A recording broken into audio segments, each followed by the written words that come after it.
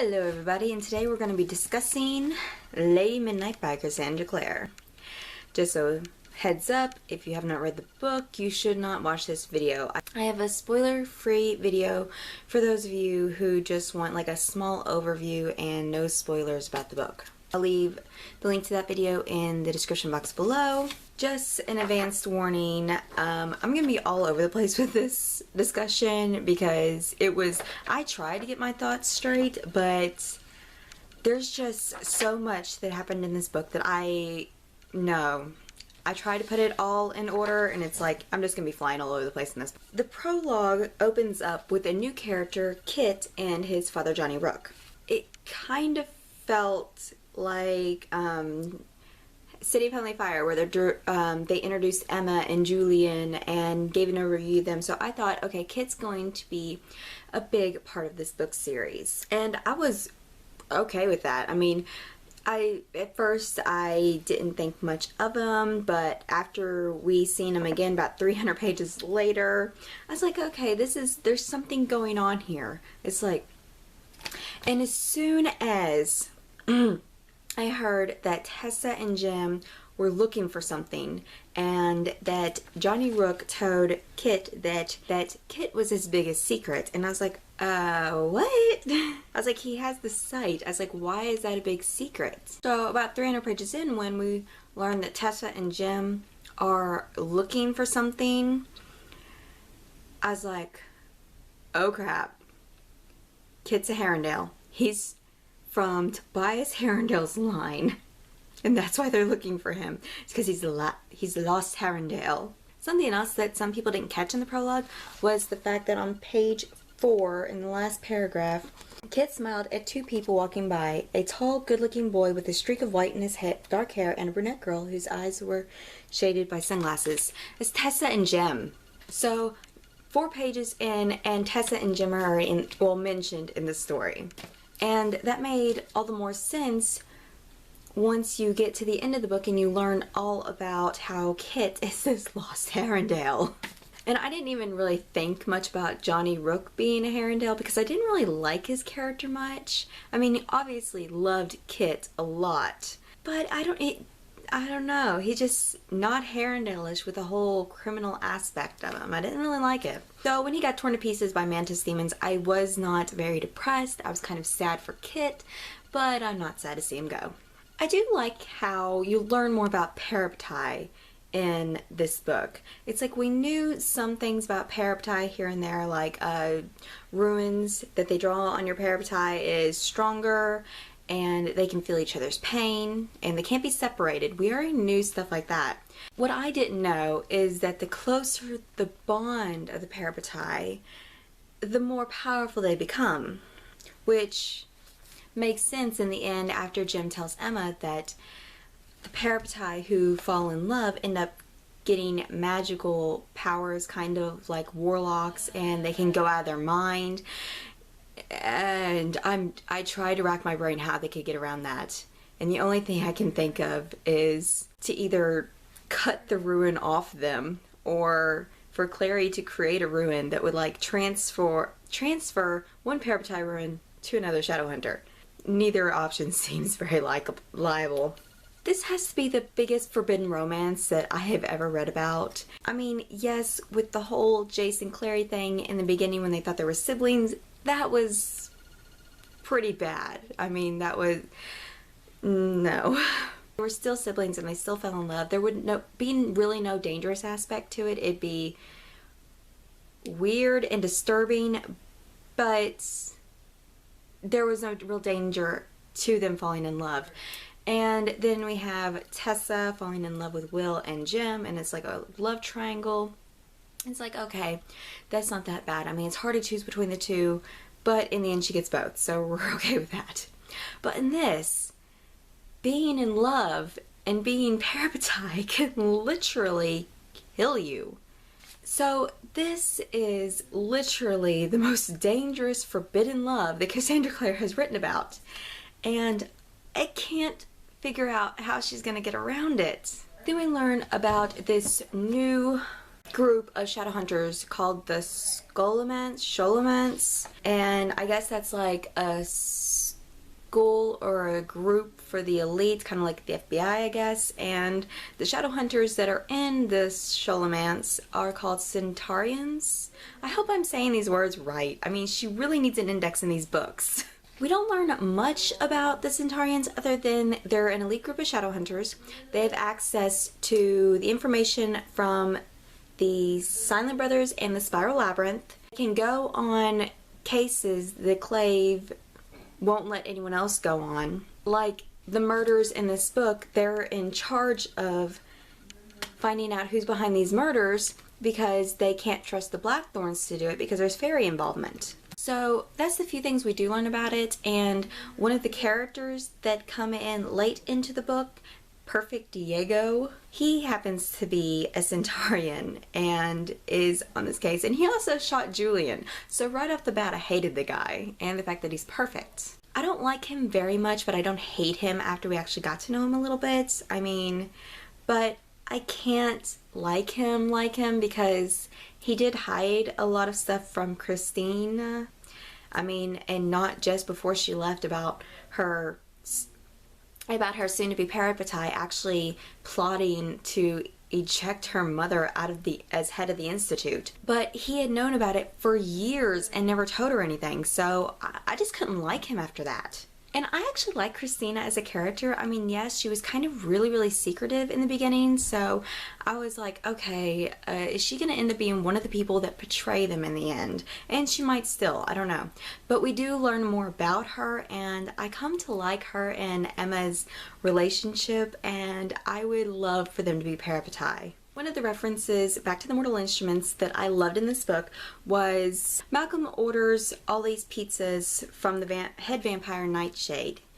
Anyways, he's wearing this shirt that says TMI. Emma's like, too much information? And the vampire brightens. The Mortal Instruments, they're a band from Brooklyn. You heard of them?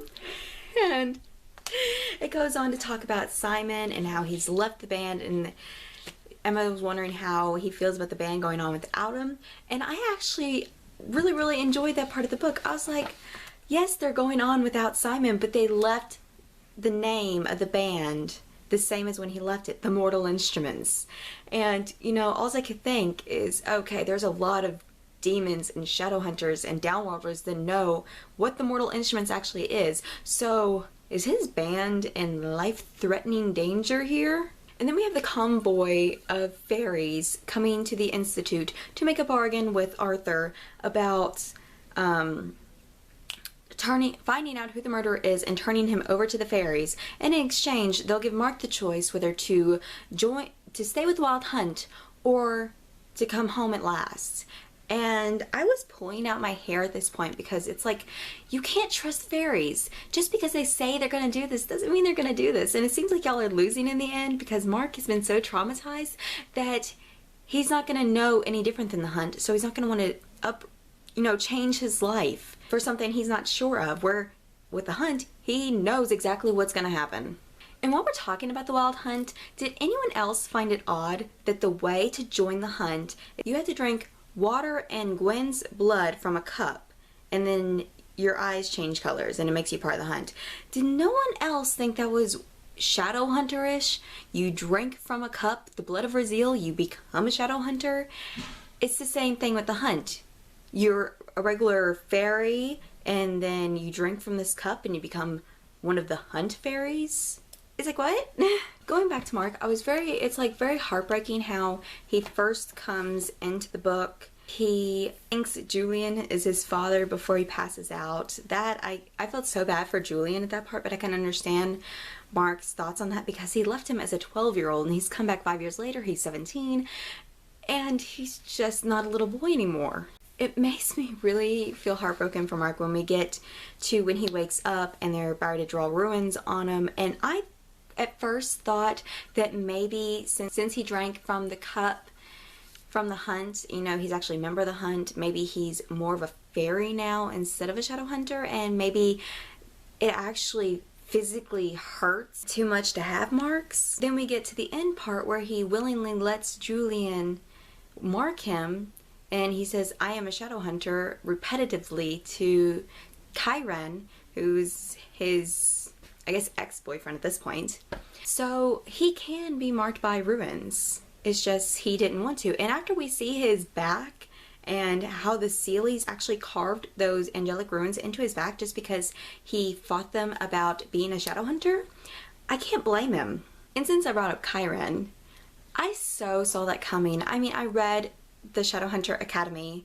It wasn't something big. It would just read over that part, this one little line, and just not think anything of it. From reading them in Shadowhunter Academy, I thought they had a relationship together. And then it was confirmed in this when Christine walks out to help Mark. She doesn't trust Chiron with him. And it's like heavy make-out session kissing. And this is the first kiss in the flippin' book. I mean, we've had about 5 almost kisses up to this point, and then the 2 characters we don't expect to kiss, and like I said, I saw it coming, so I kind of already knew they were in a relationship. I just didn't know they'd make out right in front of the Institute. And I have to say, I so ship Mark and Christine, although it's kind of hard since Diego came in and they were kissing at the end of the book, and Mark walks in on him, and it's like, okay, that's heartbreaking.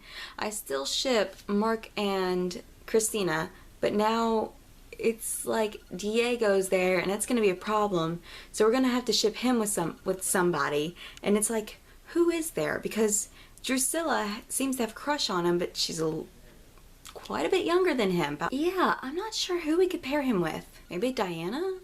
But then I don't know how old Diana is. She may be too old for him.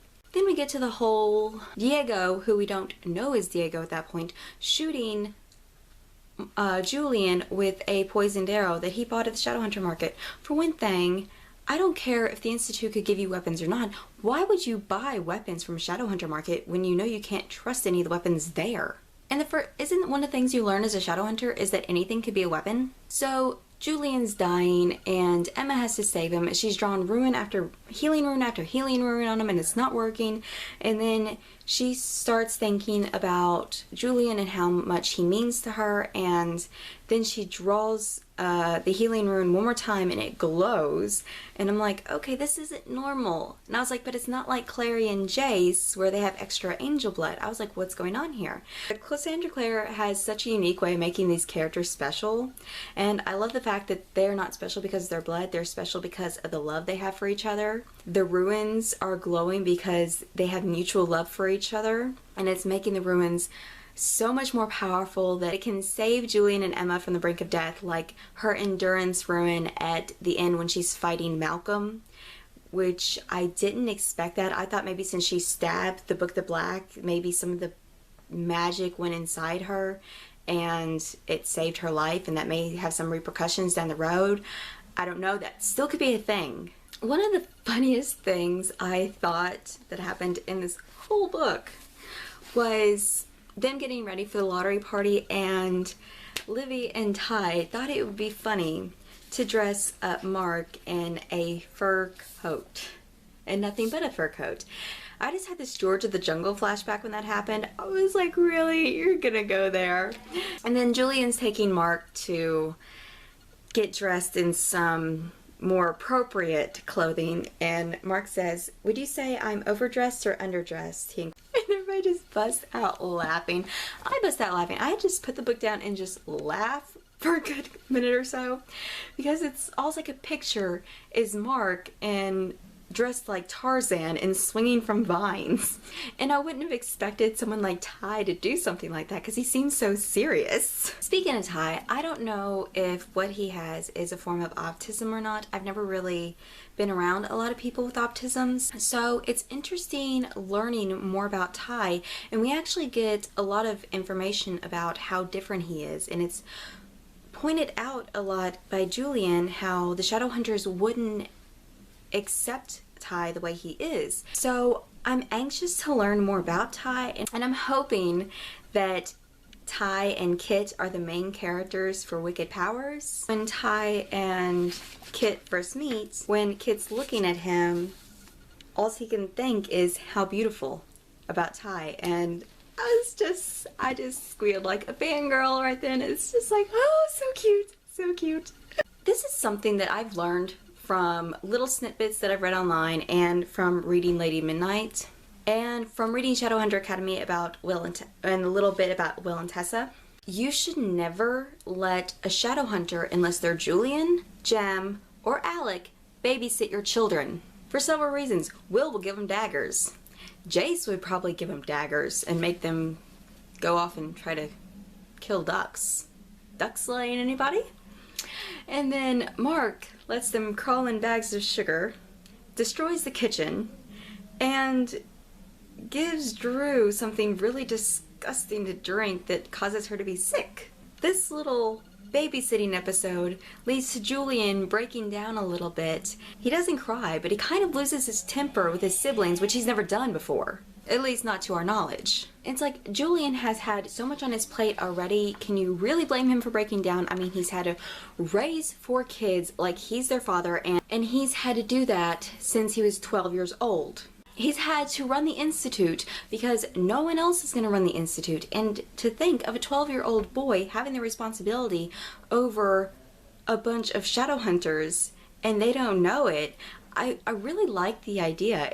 It's like members of the Clave have been corresponding with him since he was 12, and then he's been giving patrol orders to the Conclave, and I guess his siblings, I don't know if they patrol or not.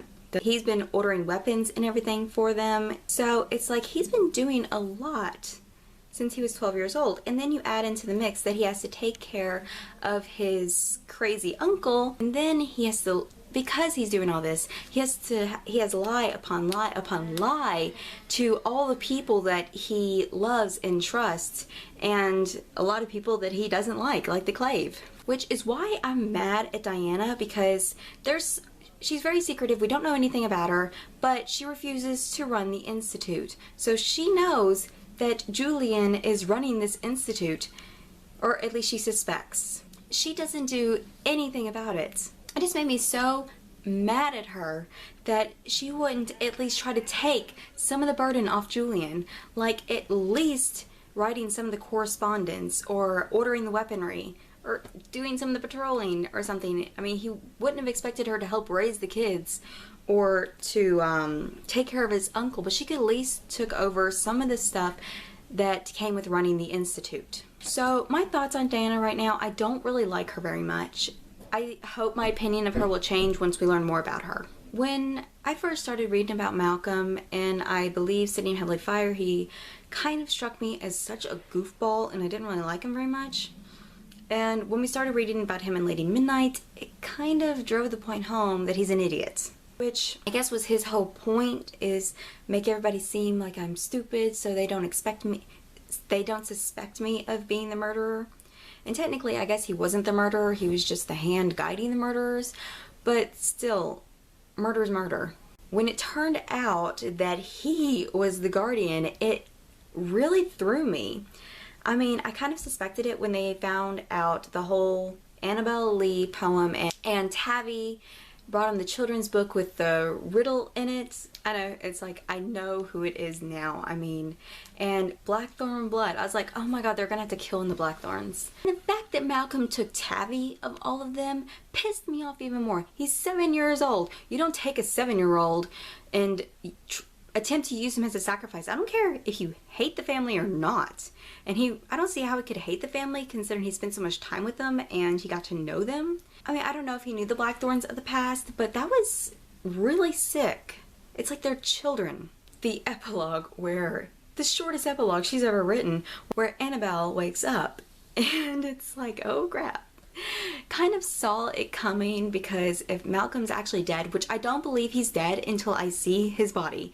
I learned that from Sebastian. Don't believe anyone's dead until you have a body and you can burn it, like we did Valentine. Her waking up was kind of creepy, and it's like, where's her body? I thought that little cave thing that Malcolm made disappeared after, he died, or, died.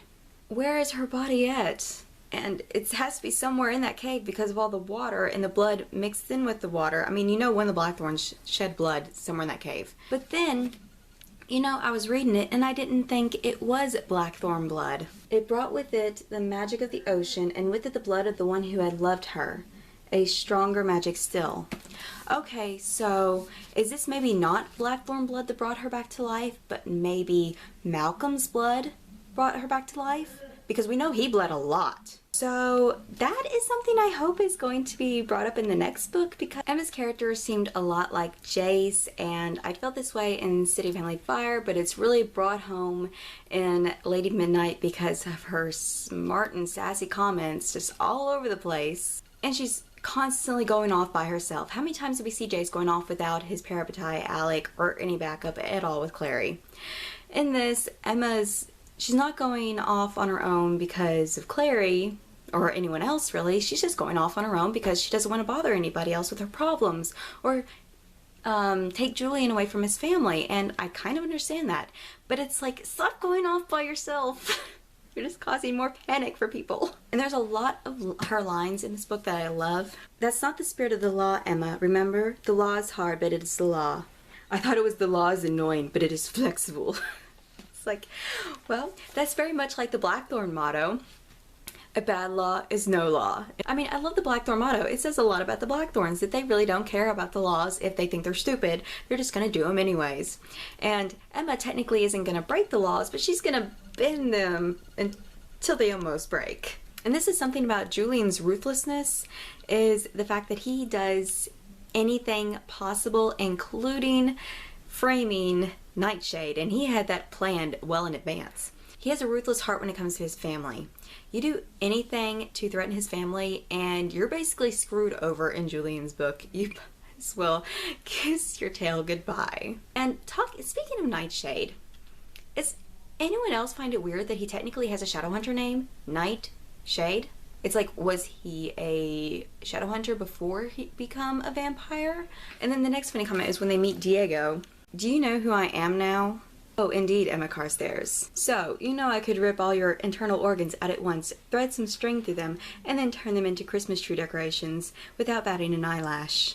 Reading that, I was actually picturing it in my head, and I wish I could get that image out of my head of internal organs wrapping around a Christmas tree. I'm never going to be able to look at a Christmas tree the same. And then something else that happened between Emma and Diego. She told you everything, Livy said in amazement. But they're sworn to secrecy. I don't know why she took me into her confidence. And I was like, seriously, dude, do you not own any mirrors? I just love comments like that coming from Emma. And she'd do anything to protect her family, like most people would. Like, oh my god, the part where the fairies find out that Mark told Christina about how to take Gwen's powers by stealing his cloak, and the Seelie Queen's powers by stealing her crown. And they come, and Chiron's the one who ratted him out, and he believes that they'll just take Mark back to Fairyland and he'll never get to see his family again. No, he's gonna have to get whipped. And Emma and Julian are just there at this point. Julian offers to take it. Well, after 2 lashes, since Emma can feel the pain, Gwen calls a halt to Irelith's. I cannot say his name. One of the stupid fairies. The one that was in league with Malcolm to cause all these problems in the first place, just because he wanted his enemies gone. But he stops the whippings, and Emma goes with the pretense of healing Julian, but she really knocks him out. And then she proceeds to take the whips for them. If I was in that situation, I would have done the same thing. But reading it in this book, it's like, I don't know. It was such a touching moment, but I couldn't feel touched because I was so horrified about what they were doing. Another thing, Emma going off by herself to check out the conversion point when it was, they were alerted about it, was something else that I didn't expect to happen with a strong parapetite bond, was the fact that when she was drowning, Julian actually coughed up water that was gone into her lungs, and it's like, okay, I know that's not a parapetite thing, so that must be another side effect of the strengthened bond. So I guess if one dies, the other literally dies too? I mean, is that how that works? So after Julian finds Emma and, you know, she's no longer dying, they have some sexy time, and we find out that this is Julian's first time with all of this. And much like Jace in the demon realm, Emma comes prepared. She already has a birth control rune on. Thank you, Clary, for creating a birth control rune. I think that was something that came up in City of Heavenly Fire, which I thought at the time I was funny, but I didn't think it was going to go anywhere. I didn't think she would actually create a birth control rune. But I found it so funny that Emma was prepared like Jace. We also learned that Nephilim can heal all diseases. This is healing runes and the Silent Brothers. There are some diseases that they just cannot heal. And one of these is cancer, which Julian's mother ended up having, and that's why she died. So I'm happy we get to know what happened to Julian's mother, and I kind of hope we learn more about the Blackthorns' lives back then. It's like, in this book, it had several flashbacks to points after the Dark War and the Cold Peace, where you get to learn more about Julian and Mark and the other Blackthorns. So I'm kind of hoping that all the books do that, and we get at the very, very end, before the epilogue, and Emma's finally found out that her and Julian can't be together because it'll mean destruction for the family and it'll mean death for them and everything, and she cannot stand anything to happen to Julian or his family because they're her family too. So she comes up with the one way to break his heart, and that is to date Mark, or for people to believe that they're dating. And I'm thinking he's tore up about Christina and Diego and how he's experiencing unfamiliar feelings because of them, that he says, why pretend? He deliberately closes her door before he says, why pretend? So I'm thinking, what the hell goes on after you close that door and say, why pretend? What are you doing? So that was kind of a very mean place to leave us off at, and I really want the next book to find out what happens. And it'll probably be a time skip. We won't learn exactly what happened like right after, which is sad. I want to. Cassandra Clare is very good at love triangles, and this book technically, I guess, has 3 love triangles, kind of. It depends if Chiron is going to be a part of the next 2 books, which I say he probably will be. I had a headache thinking about who was paired with who and who I shipped with who, so I kind of made like a little I made a little chart. And as you can see, Emma and Julian with Mark, and then Chiron and Christine with Mark, and then Diego and Christine with Mark. And Mark is at the center of all of this. Is there some significance to Mark being in the middle of all 3 of these love triangles? It was just something I found rather odd, that Mark, who has just come back from Fairyland, has only actually been here a week and a half, is already in the center of 3 love triangles. Okay, and now I want to talk briefly about the long conversation. I loved getting to see our old characters and what's happened to them. I mean, the long conversation takes place while Emma and Julian and them are going off to fight Malcolm. I love learning more about our old cast of characters and what's happened to them, even if it's just in this little short span of time. Although I want more. I will always want more. We found out that Izzy and Simon are getting married. It takes place during their engagement party. Julie and Beatrice are the New York Institute, and Beatrice is the Institute's tutor, which, if you haven't read Shadowhunter Academy, they were 2 of the graduates. And then Rebecca knows a little bit about Shadowhunters, which I find odd because she's in the Institute. It's like, this is in clear violation, and the Inquisitor is right in the next room, which I guess, you know, she's going to be distantly related to him by marriage, so I guess he probably won't do anything, but I still found it odd. Lily Chen, she's the head vampire of New York, and Magnus creates a spell for her that she can come into the Institute onto hollowed ground. And it's like, how does Magnus come up with this stuff? Not that I, you know, disapprove of that. I actually like Lily after reading how she interacts with Alec in the Shadowhunter Academy novellas. I really, really started to like her. And then we find out that Alec and Magnus have adopted another little boy, a Shadowhunter boy, and his name's, what is his name? Raphael? I don't know how to say his name. It kind of sounded like Raphael, but I am not sure. But his middle name is Santiago, and then it's like, oh my god, now we have 2 little baby Lightwoods, and it's just, I love it. I love it. I love it. I love it. I seriously need just a whole book of Magnus and Alec. Can that be a thing, please? Moving on, we found out Maurice and Robert got divorced shortly after the Dark War. No one's sad to see him go. Too much drama there. Then Jace and Clary are running the New York Institute because Alec wants to have he's forming a Downworlder Shadowhunter alliance kind of thing, and Izzy wants to travel the world, which is good because Simon is a recruit, so he has to travel the world. So that's a way for them to be together. Although that is separating the parabatai because Clary's running the Institute, Simon's traveling all over the place, and they're parabatai, so they're separated constantly. So you'd think that would be a major problem, but apparently not. And then at the very end, we have Jace ask Clary to marry him, and before she can give us an answer to this long-awaited question, Magnus bursts in the door, and we have this moment where Jace says, "I would say, don't you knock, but it seems evident you don't." He said, "However, we are, however, busy." And then Magnus waves a dismissive hand. I've walked in on your ancestors doing worse. All I can think about is him walking in on Will and Tessa in Mortman's secret lair, and I was like, I had such a fangirl moment to that because I was like, he has walked in on your ancestors doing a whole lot worse. I mean, you guys are still clothed at least. But we don't get an answer because the emergency that Magnus has burst in there for is the fact that the LA Institute had a large quantity of dark magic go up near the Institute. And I'm assuming this is like that ball of energy that caused the blackout. So Clary and Jace jump into action right away, and they go to save Emma, Julian, and the others.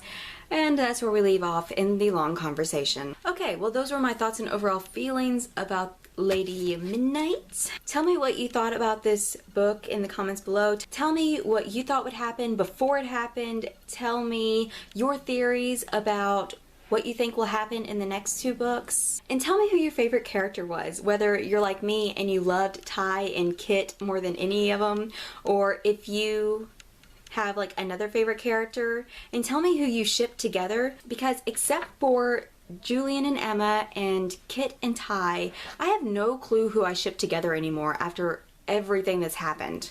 Well, that is it for this long and exhausting video. Until next time, guys, bye!